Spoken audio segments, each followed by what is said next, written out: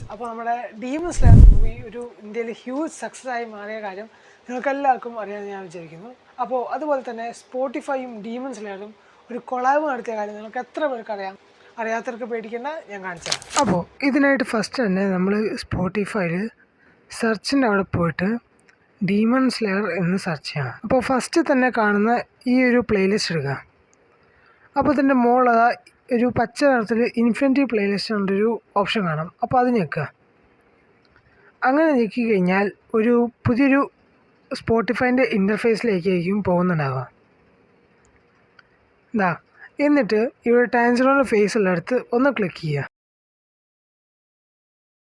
അപ്പോൾ ഒരു ആനിമേഷൻ പോലെ കാണാൻ പറ്റും നമുക്ക്. അപ്പോൾ ഇതിൽ കുറേ തന്നെ കാർഡ്സ് ഉണ്ട്. ഡീമൺസിൻ്റെയും കാർഡ്സ് ഉണ്ട്, അതുപോലെ ഹാർസ്ട്രാൻ്റെയും, അങ്ങനെ കുറേ പേരുടെ കാർഡ്സ് ഉണ്ട്. ഇപ്പോൾ എനിക്ക് കിട്ടിയത് ടോമിയോക്കേൻ്റെ ഒരു കാർഡാണ്. അപ്പോൾ നിങ്ങളും ഇതുപോലെ ഒന്ന് ട്രൈ ചെയ്ത് നോക്കുക. നിങ്ങൾക്ക് ഏത് കാർഡാണ് കിട്ടിയെച്ചാൽ താഴെ കമൻറ്റ് ബോക്സിൽ നിന്ന് പറയാം. അപ്പോൾ നിങ്ങൾക്ക് ഈ വീഡിയോ ഇഷ്ടപ്പെടുന്നു വിചാരിക്കും. Thank you.